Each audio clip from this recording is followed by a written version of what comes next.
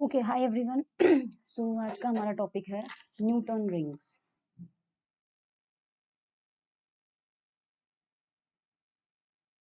बहुत ही important topic है हमारे एग्जाम के पर्पज से भी।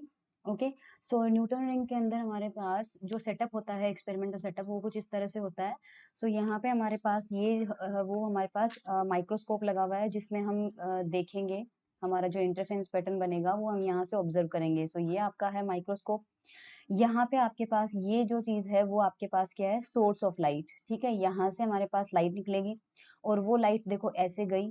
उसके बाद हमने क्या किया, यहाँ पे कॉन्वेक्स लेंस रखा है। ओके, ये कॉन्वेक्स लेंस जो है ये हमारे पास इन रेज को पैरेलल कर देगा। तो हम यहाँ पे सोर्स कहाँ रखेंगे, इस कॉन्वेक्स लेंस के फोकस पे रखेंगे। सो दैट ये हमारे जो रेज है उनको क्या कर देगा, पैरेलल कर देगा।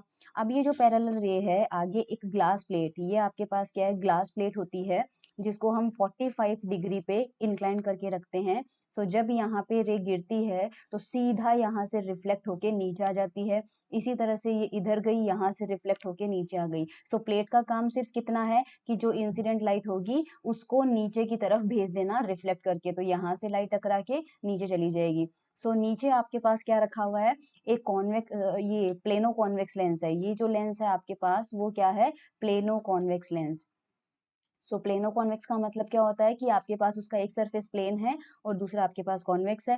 और उस प्लेनो कॉन्वेक्स लेंस के नीचे हमने क्या रख रखी है, एक और ग्लास प्लेट रख रखी है। सो हमारे न्यूटन रिंग का सबसे इंपॉर्टेंट पार्ट ये होता है, क्योंकि यहाँ से क्या होता है, हमारा इंटरफेरेंस जो होता है यहीं से होगा वो लाइट्स का। तो सबसे पहले देखो, आपके पास ये जो लाइट यहाँ से आई, ये नीचे सीधी लेंस के पास चली गई। अब इस डायग्राम में थोड़ा सा ये पिक्चर जो है वो गलत बनाई हुई है। सो यहाँ से लेके यहाँ तक जो चीज हो रही है वो मैं आपको थोड़ा सा अलग से एक्सप्लेन कर देती हूँ। सो हमारे पास प्लेनो कॉन्वेक्स लेंस इस तरह रखा हुआ है और उसके नीचे जो ग्लास प्लेट है वो इस तरह से रखी हुई है। ओके, और ऊपर से जो लाइट आएगी, अब देखो वो लाइट आएगी तो ऊपर वाले सरफेस पे तो उसका कोई भी जो रिफ्लेक्शन या रिफ्रैक्शन नहीं होगा, क्योंकि वो बिल्कुल इससे 90 डिग्री के एंगल पे गिर रही है। तो वो सीधी कहाँ चली जाएगी, इस पॉइंट पे चली जाएगी। अब इस पॉइंट पे क्या होगा, ये जो रे आई है इसका रिफ्लेक्शन और रिफ्रैक्शन दोनों होंगे। तो यहाँ से जो रिफ्लेक्टेड लाइट है, सपोज करो वो आपके पास इधर चली गई। ओके, और जो रिफ्रैक्शन के बाद लाइट मिलेगी वो आगे की तरफ चली जाएगी, वो आगे चली गई। आगे जाके जो ग्लास की प्लेट है, उस ग्लास की प्लेट से फिर से इसका क्या होगा, रिफ्लेक्शन होगा। तो रिफ्लेक्शन करके वो फिर से ऊपर आएगी और यहाँ पे फिर से क्या हो जाएगा, उसका रिफ्रैक्शन हो जाएगा। और आपके पास वो जो लाइट है वो कैसी मिल जाएगी, ऊपर की तरफ मिल जाएगी। तो बेसिकली यहाँ पे ये इतना सा पार्ट जो है वो हमने प्रीवियस लेक्चर में, आपको ध्यान हो तो हमने वेज शेप की फिल्म पढ़ी थी। वेज शेप में हमने कहा था कि एक लाइन तो यहाँ से रिफ्लेक्टेड रे मिल जाती है और एक आगे जाके नीचे वाले सरफेस से और इस तरह से हमको मिलती है। ये हमारे पास रिफ्लेक्टेड लाइट 1 और ये रिफ्लेक्टेड लाइट 2, और इन दोनों के बीच में इंटरफेरेंस होता है और उस इंटरफेरेंस को हम स्क्रीन पे ऑब्जर्व कर लेते हैं और वहां पे हमें बहुत सारी फ्रिंजेस मिलती है। सो फ्रिंज का पैटर्न यहाँ पे बनाया हुआ है। सो बेसिकली आपके पास ये वाला जो लेंस है और ये वाली जो प्लेट है, इसके बीच में ये वाली जो पार्ट है वो क्या बन रही है, आपके पास थिन फिल्म बन रही है। और थिन फिल्म कौन सी बन रही है, वेज शेप की बन रही है। और मीडियम कौन सा आपके पास, एयर, क्योंकि हमने यहाँ पर इस लेंस को या ग्लास प्लेट के बीच में कोई मीडियम भरा नहीं है। सो ये हमारे पास क्या रहेगी, एयर की थिन फिल्म रहेगी। सो ये जो चीज मैंने यहाँ पर बनाई है ये यहाँ पर हो रही है। सो इस डायग्राम में जो मैंने यहाँ पे कॉपी किया है, इस डायग्राम में क्लियरली इन्होंने नहीं दिखाया है, इन्होंने सिर्फ एक लाइन, इन्होंने सिर्फ आपको बताया कि लाइट गई और वापस ऊपर आ गई। सो वो जो लाइट गई और जो वापस ऊपर आ गई है वो बेसिकली इस तरह से आ रही है, क्योंकि हमारा यहाँ पे मैंने आपको बताया था कि ये देखिए आपका इस तरह से कॉन्वेक्स लेंस होगा और नीचे आपकी प्लेट है। सो एक लाइट जो ऊपर से आपने गिराई है वो तो यहीं से रिफ्लेक्ट होके आ जाएगी, है ना। और दूसरा वाला हिस्सा जो है इसके आगे ट्रांसमिट हो जाएगा, फिर नीचे से रिफ्लेक्ट होके और फिर ऊपर आपके पास आएगा। सो ये दोनों जो रिफ्लेक्टेड लाइट है इनको फिर माइक्रोस्कोप से ऑब्जर्व किया गया है। तो आपके पास यहाँ पर जो हमारे पास ऊपर ये जो ऊपर आएगी रेज, फिर सीधे कहाँ पे पहुंचेगी, माइक्रोस्कोप पे पहुंचेगी। सो ये जो रेज हमारे पास आ रही है इन्हीं की वजह से फ्रिंजेस बनती है और वो फ्रिंजेस सर्कुलर शेप की रिंग्स होती है जिन्हें हम कहते हैं Newton ring. As you can see, अंदर बहुत ब्लैक कलर की एक सबसे सेंटर वाली फ्रिंज ब्लैक कलर की होती है, उसके बाद व्हाइट ब्राइट, फिर डार्क, फिर ब्राइट, फिर डार्क। अंदर वाली ब्लैक क्यों होती है वो भी हम थोड़ी देर बाद पढ़ेंगे। अब सबसे पहले इसकी थोड़ी सी फिजिक्स कर लेते हैं। तो फिजिक्स करने के लिए सबसे पहले हम न्यूटन रिंग की जो लाइट है वो रिफ्लेक्टेड में पढ़ते हैं ना, रिफ्लेक्टेड में सेम वही काम करेंगे जो हमने वेज शेप की फिल्म में किया है। तो न्यूटन रिंग की जो न्यूटन रिंग मिलेगी हमें रिफ्लेक्टेड लाइट की वजह से, उसका डायग्राम मैंने अभी आपको बता दिया। और हम जानते हैं कि रिफ्लेक्टेड लाइट में का मतलब ये होगा कि हमें यहाँ पे जो इस तरह से लाइट मिल रही है, एक तो हमारे पास यहाँ से आ जाएगी सीधे, और एक आगे जाके नीचे से रिफ्लेक्ट होके फिर आएगी हमारे पास, ठीक है। तो this is R1 and this is R2। तो इस R1 R2 में जो पाथ डिफरेंस होता है वो हमारे पास वेज शेप वाली फिल्म से मैं कॉपी कर रही हूँ, हमारे पास वो कितना आता है, टोटल पाथ डिफरेंस हमारे पास आता है 2 μt cos theta plus r minus λ/2। ये λ/2 माइनस क्यों आता है वो आपको थिन फिल्म की वेज शेप वाले में डेरिवेशन में मिल जाएगा। स्टोक का नियम लगाया हमने। सपोज हम यहाँ पे, क्योंकि हमने यहाँ पे जो लाइट इंसिडेंट करवाई वो बिल्कुल नॉर्मली करवाई है, ऑल्दो वो यहाँ पे नॉर्मली नहीं गिर रही है। सो अगर हम इंसिडेंट लाइट को यहाँ पे मान लीजिए कि इस कंडीशन में लेते हैं कि हमारे पास जो इंसिडेंट रे है वो एक तो हमारे पास जो थिन फिल्म बन रही है, सपोज उसका एंगल जो यहाँ पे थीटा बनता है वो थीटा हम बहुत जीरो कम ले लेते हैं। सो अगर हमारी फिल्म जो है वो बहुत पतली है तो हमारे पास थीटा क्या हो जाएगा, 0 हो जाएगा। और अगर इंसिडेंट एंगल हमारा 0 है मान लीजिए, मतलब अलोंग द नॉर्मल आ रही है लाइट, तो हमारा जो आर है वो भी कितना बनेगा, 0 बनेगा। उस कंडीशन में आपके पास ये वाला पार्ट कितना हो जाएगा, 1 हो जाएगा, और हमारा पाथ डिफरेंस आ जाएगा 2 μt माइनस λ/2। ठीक है। अब अगर अपन को ब्राइट और डार्क फ्रिंज चाहिए तो हमें इसी की कंडीशन लगानी पड़ेगी। तो सपोज हमको मान लीजिए ब्राइट फ्रिंज चाहिए, तो ब्राइट के लिए कंस्ट्रक्टिव इंटरफेरेंस होना चाहिए। तो 2 μt माइनस λ/2 जो है वो n लेमडा के इक्वल होना चाहिए, और यहाँ से आपके पास 2 μt की वैल्यू कितनी आ जाएगी, n plus half lambda. Similarly अगर हमको डार्क फ्रिंज चाहिए तो डार्क फ्रिंज के लिए हमारे पास कितना हो जाएगा, 2 μt minus λ/2 is equals to n minus half lambda हो जाएगा, और यहाँ से 2 μt की वैल्यू हमारे पास कितनी आ जाएगी, n लेमडा। ये हमारे पास डार्क फ्रिंज की कंडीशन हो जाएगी। ओके। अब हम यहाँ पे क्या करते हैं, ये अभी तक हम रिफ्लेक्टेड लाइट की ही बात कर रहे हैं। इसके बाद हमारे पास एक टॉपिक आता है कि ये जो डार्क और ब्राइट फ्रिंज बन रही है इनका डायामीटर क्या होगा, ठीक है, या फिर इनकी रेडियस क्या होगी। तो इनका जो डायामीटर है वो कैलकुलेट करते हैं। डायामीटर कैलकुलेट करने के लिए वापस से थोड़ी सी ज्योमेट्री करते हैं। ज्योमेट्री का मतलब ये है कि सपोज हमारे पास ये कॉन्वेक्स लेंस था, ठीक है, नीचे हमारे पास ये रही ग्लास की प्लेट, ये यहाँ पे टच हो रहा है बिल्कुल। अगर ये कॉन्वेक्स लेंस आगे जाके पूरा सर्किल बनता है मान लीजिए,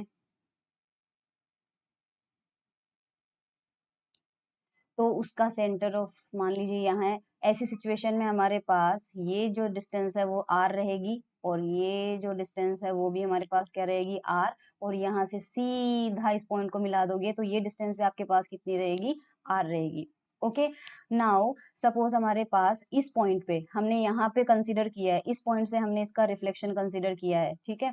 तो ये हमारे पास लेंस हो जाएगा पूरा, और सपोज यहाँ पे हमने रिफ्लेक्शन, यहाँ इस पॉइंट से रिफ्लेक्शन लिया है, इस पॉइंट से रिफ्लेक्शन लोगे तो फ्रिंज यहाँ पर बनेगी। यानी कि ये जो हाइट है, ये यहाँ से लेकर यहाँ तक की जो मोटाई है वो TN ले लो। TN लेने का मतलब है कि यहाँ पे T थिकनेस, फिल्म की थिकनेस T है, और N का मतलब है कि यहाँ से जो फ्रिंज बनेगी वो मान लीजिए nth ऑर्डर की फ्रिंज बनेगी, चाहे वो डार्क हो चाहे वो ब्राइट हो, एक एक करके ले लेंगे। तो मैंने यहाँ पे इसको मिला दिया है। Okay. Now this is point O। Okay. और जहां पे ये यहाँ पे कट कर रहा है, सपोज ये पॉइंट आपका हो जाता है, मान लीजिए यहाँ पे है हमारा ये पॉइंट A, ये पॉइंट B, और वो पॉइंट C हो जाएगा हमारा। C यहाँ पे सेंटर ऑफ कर्वेचर है। Okay. Suppose this is point E। D हमने डायमीटर से रिप्रेजेंट करने इसलिए। अब आप ज्योमेट्री से एक बार देखिए, जो हमारे पास रेडियस होगी है ना, radius of nth fringe, nth fringe की जो रेडियस है वो हमारे पास क्या होगी, डायग्राम में देखिए वो हमारे पास EA होगी। वाई, क्योंकि अगर आप देखें तो यहाँ पे ये जो कॉन्वेक्स लेंस आपने लिया है बेसिकली ये स्क्रीन के परपेंडिकुलर रखा हुआ है, और ये सर्कुलर है। सर्कुलर का मतलब है ये इस तरह से रखा हुआ है आपके पास, ये इस तरह का शेप है इसका, ये देखो। तो इसके नीचे जब ग्लास की प्लेट आपके पास रखी हुई होगी तो यहाँ जो टी मोटाई है वो टी मोटाई चारों तरफ की होगी, तो ये भी आपके पास सर्कुलर होगा। तो पूरी टी मोटाई के जितने भी पॉइंट्स होंगे वो एक सर्कल पे मौजूद होंगे और उन सबसे रे रिफ्लेक्ट होके जाएगी, सबसे रे रिफ्लेक्ट होके जाएगी। तो आगे जाके स्क्रीन पे जो आपको फ्रिंज बनेगी वो भी कैसी होगी, सर्कुलर शेप की होगी। और उसकी जो रेडियस है वो कितनी हो जाएगी यहाँ पे ई ए, है ना, वो रेडियस आपके पास कितनी है, ई ए। और उस ई को हम क्या बोल देते हैं, आर एन। तो ये आपके पास, आई होप आपको विजिबल है कि ये, क्योंकि यहाँ पे ओ पॉइंट से टी पॉइंट पे एयर फिल्म बन रही है और ए पॉइंट जो है और बी पॉइंट जो है उसी के टाइप के बहुत सारे पॉइंट्स आपके पास इसी स्क्रीन के परपेंडिकुलर वाले प्लेन में सर्कल पे रखे हुए होंगे। तो ये जो ई है ये आपके पास nth फ्रिंज की रेडियस बनेगी और हमें ये कैलकुलेट करना है। सो डायग्राम में अगर पाइथागोरस थ्योरम लगा के आप देखें सबसे पहले, तो आपके पास सी ए का स्क्वायर जो है हमारे पास, सपोज यहाँ पे सी से मैं ए को मिला देती हूँ, ये लो सी ए, तो सी ए डिस्टेंस भी कितनी हो जाएगी, आर ही है। सी ए का स्क्वायर जो है पाइथागोरस थ्योरम से, सी ए का स्क्वायर आपके पास होगा सी ई स्क्वायर और ये प्लस ई ए स्क्वायर। देख लीजिए आपके पास पाइथागोरस थ्योरम से लगा दिया मैंने। और सीई जो है, सीई है उसको आप लिख सकते हो सीओ माइनस ईओ, इसको आप क्या लिख सकते हो, सीओ माइनस ईओ का स्क्वायर, और ये हो जाएगा प्लस ई ए स्क्वायर। सीओ आपके पास कितना है, अगेन आर है, और ईओ देखो यहाँ पे टीएन के इक्वल है, और ई ए आपके पास कितना हो जाएगा, जो रेडियस है हमारी, और सी ए आपके पास कितना है, आर का स्क्वायर। सो हमें आर एन निकालना है। सो आर एन स्क्वायर हमारे पास कितना हो जाएगा, आर स्क्वायर माइनस ये ए माइनस बी का square, A square plus B square minus 2ab। सो यहाँ पे हमारे पास क्या हो रहा है,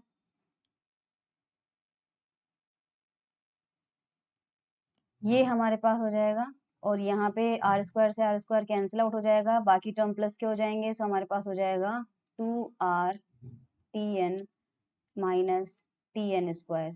अब देखो ये जो टी एन थिकनेस है थिन फिल्म की, ये आर के कंपैरिजन में बहुत ही कम है। कोई क्वांटिटी अगर बहुत छोटी होती है तो उसका स्क्वायर और भी छोटा हो जाता है, जैसे कि 0.2, इसका स्क्वायर कितना होगा, 0.04 हो जाएगा, जो कि इससे भी कम हो जाएगा। सो अगर मान लीजिए थिकनेस बहुत कम है तो इस कंडीशन में स्क्वायर वाला टर्म हम अवॉइड कर सकते हैं। ऐसी सिचुएशन में आपके पास जो आर एन है उसकी वैल्यू कितनी आ रही है, root of 2r t n. अगर डायमीटर आपको निकालना है तो डायमीटर आपके पास कितना हो जाएगा, ट्वाइस ऑफ रेडियस होता है, तो वो आपके पास आ जाएगा 2 root of 2r t N. ये आपके पास यहाँ पे क्या हो जाता है, हमारे पास डायमीटर का जनरल फॉर्मूला है। अब ये हमारे पास डायमीटर का जनरल फॉर्मूला है, लेकिन अगर हम डार्क और ब्राइट के लिए निकालना चाहें तो डार्क और ब्राइट के लिए अलग अलग कैलकुलेट करेंगे। ऐसी सिचुएशन में हमारे पास क्या आ जाएगा, कंडीशंस डाल देंगे। हमारे पास जो कंडीशन आई थी देखिए, जो पाथ डिफरेंस आया था, सबसे पहले हम डार्क फ्रिंज का डायमीटर निकालते हैं। सो जो डार्क फ्रिंज के डायमीटर के लिए हमारे पास कंडीशन आई थी 2 μ Tn, डार्क फ्रिंज के लिए हमारे पास आया था एन लेमडा। डार्क के लिए हमारे पास ये आया था, तो यहाँ से हमारे पास, और अभी हमने देखा था कि डायमीटर का फॉर्मूला कितना है, 2 रूट ऑफ 2r Tn, या इसे हम लिख सकते हैं, इसको 2 को अंदर भेज दो तो 8r Tn। Tn की वैल्यू यहाँ से देखो कितना आ रहा है, एन लेमडा अपॉन 2 μ, तो ये हो जाएगा 8r एन लेमडा अपॉन 2 μ। 2 से 2 कैंसिल आउट हो जाएगा, कितना आ जाएगा, 4nr लेमडा अपॉन म्यू। तो ये हमारे पास nth डार्क फ्रिंज का डायमीटर है। सिमिलरली अगर हमें ब्राइट फ्रिंज का निकालना है, सो ब्राइट फ्रिंज का निकालने के लिए भी क्या करेंगे, सेम टू सेम आप इसी उससे सॉल्व करेंगे। तो हमारे पास उसका फॉर्मूला आया था 2 μ Tn, हमारे पास कितना आया था, n प्लस हाफ लेमडा आया था। सो सेम यहाँ से हमें क्या करना है, टी एन वो निकालना है। फॉर्मूला यही है हमारे पास, root of 8r Tn। Tn की वैल्यू पुट कर देते हैं, तो 8r Tn कितना हमारे पास, n plus half lambda upon 2 μ। तो ये हमारे पास हो जाएगा 4r n plus half lambda upon mu. ये हो जाएगा हमारे पास। ऐसी सिचुएशन में इसको थोड़ा सा और अगर सिंप्लीफाई कर देते हैं, मान लीजिए, तो इस 4 को अंदर ले जाएंगे तो हमारे पास ट्वाइस ऑफ 2n+1, मतलब इसे ऐसे भी लिखा जा सकता है, root of 2n+1 r lambda upon mu. So I hope आपको ये वाली चीज भी समझ में आ गई है हमारे पास। 4n+2। तो हमारे पास ये जो है वो ब्राइट फ्रिंज का जो डायमीटर है उसका, अब फ्रिंज विड्थ निकालते हैं। ठीक है, इसके बाद हमारे पास क्या आ रहा है, फ्रिंज विड्थ। फ्रिंज विड्थ का फॉर्मूले के लिए मैंने आपको बताया था कि जो फ्रिंज विड्थ होती है वो किन्हीं भी दो फ्रिंजेस के बीच की डिस्टेंस होती है। अभी सपोज ये जो फ्रिंज है इसकी रेडियस आपके पास बनी है Rn, तो इसके अगले वाली जो फ्रिंज बनेगी उसकी रेडियस कितनी होगी, Rn+1। तो दोनों में से माइनस कर दो, तो हमारे पास जो फ्रिंज विड्थ है वो हमारे पास हो जाएगी Rn+1 माइनस Rn। ओके, और इसको हम लिख सकते हैं 1/2 Dn+1 माइनस dn, क्योंकि डायमीटर क्या होता है, रेडियस, डायमीटर का हाफ जो होता है वो रेडियस होता है। सो अगर हम यहाँ पे डार्क फ्रिंज का फ्रिंज विड्थ निकालते हैं, डार्क फ्रिंज, तो हमारे पास कितना हो जाएगा, Dn+1 का फॉर्मूला कितना आ जाएगा, हमारे पास Dn का फॉर्मूला आया था √of 4n lambda r upon mu. ये हमारे पास डार्क के लिए आया था, तो n की जगह n+1 रख लो एक बार, तो ये हो जाएगा 4n+1 lambda r upon mu. ये हो जाएगा root minus √4n lambda r upon mu. सारी चीजें कॉमन लेने के बाद हमारे पास यहाँ बचेगा √n+1 और उधर से बचेगा √n, और रिमेनिंग पार्ट आपके पास आ जाएगा √4r lambda upon mu. Okay, ये हमारे पास यहाँ पे आ जाएगा। बाकी सारी चीजें हमने कॉमन ले ली है, साथ में हमारे पास यहाँ पे 1/2 वाला फैक्टर भी आ जाएगा। सिमिलरली अगर हम यहाँ पे ब्राइट फ्रिंज के लिए निकालें, तो ब्राइट फ्रिंज के लिए हमारे पास कितना आ जाएगा, सेम वही चीज करनी है। dn हमारे पास ब्राइट फ्रिंज का कितना होता है, √2n+1 r lambda upon mu है, तो एक बार n की जगह n+1 कर दो, dn+1 माइनस dn, और साथ में इधर आ रहा है हमारे पास 1/2। सो ये सिचुएशन में हमारे पास कितना हो जाएगा, एक बार n की जगह 1 रखना है, एक बार n की जगह 2 रखना है, आपके n की जगह n+1 रखना है। सो 1/2, और ये आ जाएगा √of 2n+1 r lambda upon mu minus 1/2 √of 2n+1 r lambda upon mu. तो इसको माइनस करके हम यहाँ पे जनरल फॉर्मूला जो है वो कैलकुलेट कर सकते हैं। सो इस तरह से हमारे पास ये चीज आ जाएगी। ओके, ये हमारे पास हो जाता है दोनों के बीच के जो फ्रिंज विड्थ है, अगर आप इसको सॉल्व करेंगे तो आप देख लेना कितना आ रहा है, ये आपके पास 2n+3 minus √of 2n+1 √of 2r lambda upon mu. 1/2 factor आगे आता है या नहीं आता, वो थोड़ा सा आप कैलकुलेशन से चेक कर लेना। सो ये चीज हमारे पास आ गई, और इसके बाद हमारे पास है Newton's ring in transmitted light. ये पूरा था जब हमने रिफ्लेक्टेड लाइट के अंदर पढ़ा था।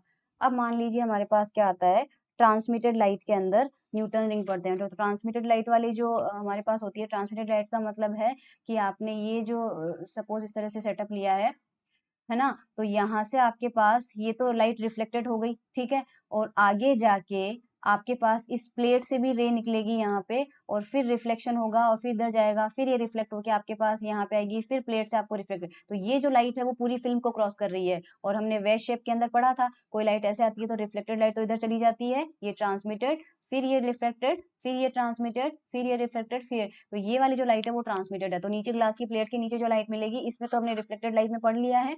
अब ये हमारा क्या है, ट्रांसमिटेड लाइट के अंदर है। तो ट्रांसमिटेड लाइट के लिए हम जानते हैं कि ट्रांसमिटेड लाइट के लिए इस वेव शेप की फिल्म से मैं ले रही हूँ, हमारे पास जो डार्क फ्रिंजेस बनती है, और उन डार्क फ्रिंजेस का जो कंडीशन होता है इंटरफेरेंस का, वो हमारे पास डार्क फ्रिंज का क्या होता है, पाथ डिफरेंस डार्क फ्रिंज में हमारे पास आता है 2μTn is equals to n+12 lambda. ये आप वेज शेप वाली में पढ़ लेना, ट्रांसमिटेड लाइट में,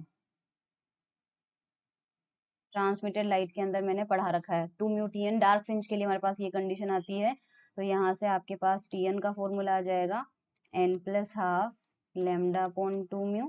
ठीक है, और अगर Dn निकालेंगे, इसका डायमीटर निकालेंगे, तो Dn का डायमीटर का जो फॉर्मूला है हमारे पास, इन जनरल वो फॉर्मूला कितना आया था हमारे पास, डायमीटर का फॉर्मूला हमारे पास आया था डार्क फ्रिंज के लिए 4,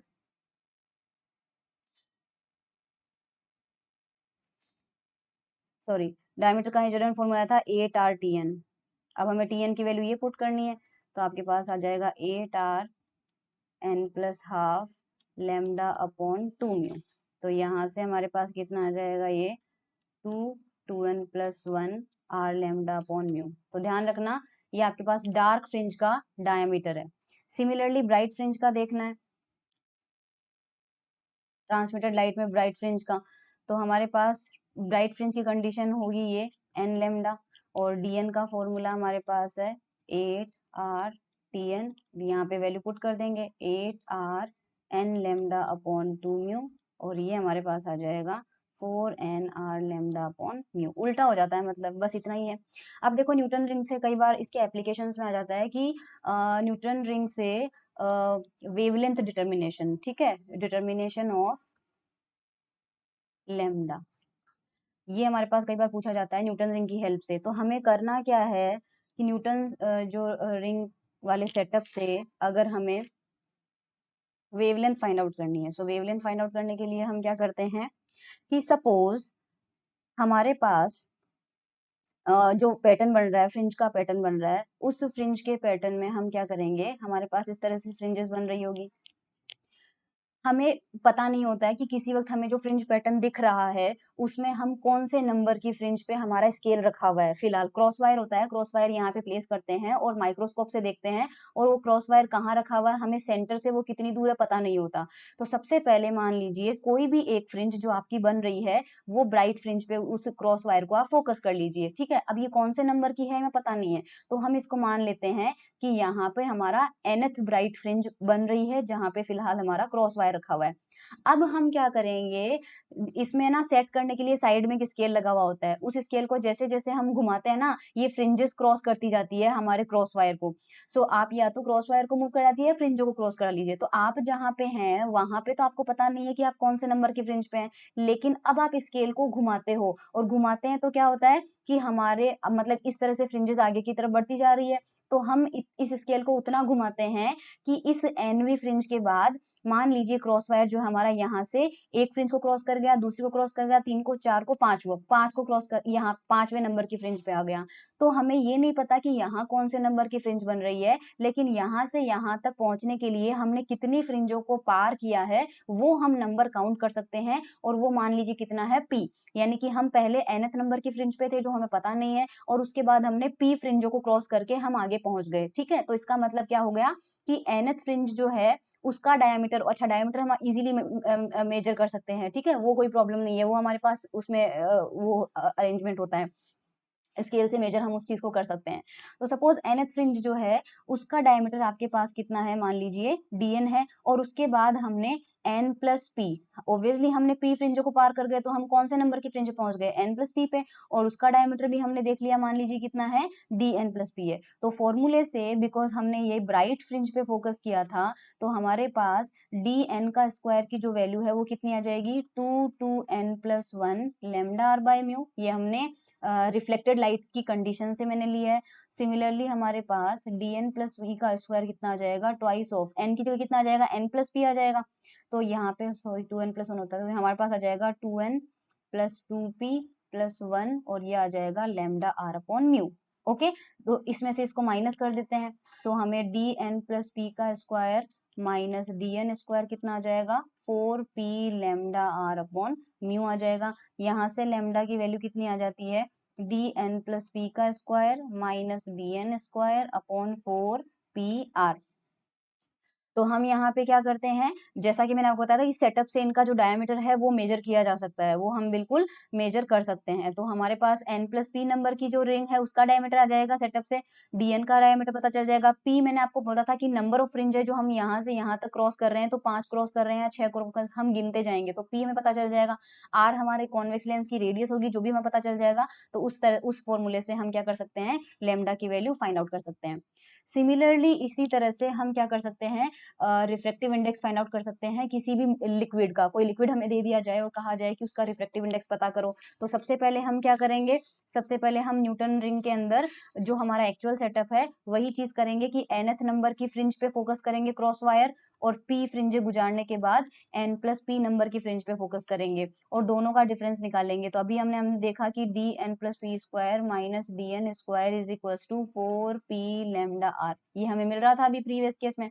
अब अब हम क्या करेंगे, कॉन्वेक्स लेंस और जो ग्लास प्लेट है इसके बीच में यहाँ पे वो लिक्विड भर देंगे जिसका हमें mu refractive index find out करना है। अब हमने लिक्विड भर दिया, जैसे ही हमने लिक्विड भरा था तो उससे क्या हो जाएगा, अब हमारे पास सेम वही सिचुएशन करेंगे। सेम वही का मतलब है कि वही nth नंबर की फ्रिंज, मतलब कोई सी भी फ्रिंज पे फोकस करेंगे और पहले जब हवा एयर में था हमारा, यहाँ पे म्यू नहीं था, पहले हमारी एयर थी, तब हमने क्या किया था, प्री nth नंबर की फ्रिंज थी और उसके बाद पी फ्रिंजे गुजारने के बाद हम यहाँ पे पहुंच गए थे n+p पे। अभी भी हम क्या करेंगे, अब हमने म्यू रिफ्रैक्टिव इंडेक्स भर दिया, अभी भी हम एक किसी फ्रिंज पे फोकस करेंगे और वो मान लीजिए nth है, लेकिन उसका जो डायमीटर होगा अब वो चेंज आएगा, तो मान लीजिए वो dn प्राइम बोल देते हैं, और वही अभी भी p फ्रिंजे गुजारेंगे और n+p नंबर पे पहुंच जाएंगे और उसका डायमीटर इस बार अलग आएगा क्योंकि थिन फिल्म के अंदर हमने मीडियम भर दिया है। तो नई वाली जो रीडिंगे हैं उसमें n+p नंबर की फ्रिंज का डायमीटर मान लीजिए dn+p प्राइम है और n नंबर की फ्रिंज का डायमीटर हमारे पास ये है, तो इस बार ये कितना आ जाएगा, 4p लैम्डा r हमारे पास अपॉन म्यू। ये मैंने देखो ऊपर म्यू नहीं आया क्योंकि ऊपर हमने एयर की थिन फिल्म ली है और एयर के लिए म्यू इज इक्वल टू 1 होता है, तो जो भी हमें प्रीवियस फॉर्मूले मिले हैं, ये देखो यहाँ पे ये फॉर्मूला में म्यू इज इक्वल टू मैंने 1 पुट कर दिया था जब हमारे पास एयर थी, है ना। यहाँ पे भी आई होप आपको समझ में आ गया होगा, जब हमने लेमडा निकाला है तो हमने यहाँ पे म्यू नहीं रखा है क्योंकि हमारे पास एयर की थिन फिल्म थी, इसलिए म्यू की वैल्यू 1 हो गई। अब हम क्या करेंगे, पहले वाले केस में तो एयर थी तो म्यू नहीं आया, दूसरे वाले में आ गया, इन दोनों को डिवाइड कर दो, दोनों रिलेशन को डिवाइड करते ही आपको म्यू की वैल्यू कितनी मिल जाएगी, dn square minus dn square और dn plus p prime square minus dn prime square, ये हमें क्या मिल जाएगा, यहाँ पे म्यू मिल जाता है। सो इस तरह से हम किसी अननोन लिक्विड का रिफ्रैक्टिव इंडेक्स फाइंड आउट कर सकते हैं। इसके बाद आपके पास आता है कि अगर आपने न्यूटन रिंग में व्हाइट लाइट यूज कर ली तो आपको जो पैटर्न है वो कैसा दिखाई देगा। तो हमने अभी अभी देखा है कि हमारे पास dn की जो वैल्यू आती है, डायमीटर की जो वैल्यू आती है, वो हमारे पास कितनी होती है, 2n+1 लैम्डा r होती है। अगर हम ध्यान से देखें तो अगर हम व्हाइट लाइट यूज करेंगे तो व्हाइट लाइट में आपके पास लैम्डा क्या होता है, अलग अलग होता है सारे कलर का, तो सारे कलर की जो फ्रिंजेस बनेगी उनका डायमीटर अलग अलग होगा। तो होगा क्या, जैसे मान लीजिए वायलेट का डायमीटर कम था तो उसका रिंग यहाँ बन गई, और फिर येलो बन गया, फिर आपके पास रेड, तो होगा क्या कि इस बार आपको जो फ्रिंजेस दिखेगी वो ब्लैक और व्हाइट कलर की या डार्क और ब्राइट नहीं दिखेगी, बल्कि कलरफुल फ्रिंजेस आपको दिखाई देती है, ठीक है। तो वो हमें कलरफुल फ्रिंजेस दिखाई देगी, लेकिन अगर वो कलरफुल फ्रिंजेस हमें दिखाई देगी तो पर इस कंडीशन में जो सेंटर होगा, सबसे सेंटर वाली, सबसे सेंटर पे जो हमें है फ्रिंज है वो कैसी दिखाई देगी, वो जरूरी है। देखो सेंटर पे जो फ्रिंज बनती है वो आपके पास कहाँ पे बनती है, इस पॉइंट पे, ये सेंटर होती है, उसके बाद में अलग अलग मोटाई पे अलग अलग फ्रिंज है। तो सेंटर पे आपके पास जो फिल्म बनी है उसकी जो थिकनेस है, थिकनेस क्या हो गई आपके पास, 0 हो गई। और हम जानते हैं कि जो पाथ डिफरेंस होता है हमारे पास, वो जो पाथ डिफरेंस होता है वो कितना होता है हमारे पास, अगर रिफ्लेक्टेड लाइट का total path difference, overall path difference हमारे पास कितना होता है, 2 μt माइनस लेमडा बाई 2 या प्लस, वैसे तो हमारे पास कितना आता है, 2 μt माइनस लेमडा बाई 2 आता है, लेकिन माइनस लेमडा बाई 2 को हम केवल मैग्नीट्यूड लेंगे, तो आप ये देख लीजिए ओवरऑल पाथ डिफरेंस यहाँ, अब सेंटर पे आपकी थिकनेस क्या है, 0 है, थिकनेस 0 होने की वजह से ये पार्ट आपके पास 0 आ गया, तो जो पाथ डिफरेंस है उसका मैग्नीट्यूड आपके पास कितना आ रहा है, लेमडा बाई 2। और जब भी पाथ डिफरेंस लेमडा बाई 2 का आता है तो ये किसकी कंडीशन होती है, डिस्ट्रक्टिव इंटरफेरेंस की कंडीशन होती है, और डिस्ट्रक्टिव में हमेशा क्या बनता है आपके पास, डार्क बनता है फ्रिंज। और हमारे पास सेंटर पे क्या होगा कि बिकॉज सेंटर पे आपके पास यहाँ पे थिकनेस 0 है, तो आपके पास जो भी सेंटर वाला पॉइंट होता है उस पे क्या होता है, हमेशा डिस्ट्रक्टिव इंटरफेरेंस बनता है, और डिस्ट्रक्टिव में आपके पास यहाँ पर क्या बनेगी, हमेशा डार्क फ्रिंज ही बनेगी, जो मैंने आपको ऊपर डायग्राम के अंदर साइड में पैटर्न दिखाया था। तो आपके पास एग्जाम में कई बार पूछा जा सकता है कि न्यूटन रिंग में जो सबसे सेंटर पे डार्क बनती है उसका कारण क्या है, हमेशा डार्क ही क्यों बनता है, तो क्योंकि 2 μt माइनस लेमडा बाई 2 में थिकनेस हमेशा 0 हो जाती है और ओवरऑल पाथ डिफरेंस आपके पास लेमडा बाई 2 का आता है। अगर वहां पे ब्राइट बनवाना था तो ये n लेमडा होना चाहिए था, लेकिन ये लेमडा बाई 2 का है, इसलिए हमारे पास क्या बनता है, वहां पे डिस्ट्रक्टिव इंटरफेरेंस बनता है। सो ये न्यूटन रिंग के हमारे पास एप्लीकेशन भी हो गए, कंस्ट्रक्शन वर्किंग भी हो गए और सारे फॉर्मूले डिराइव भी हो गए। So thank you so much everyone.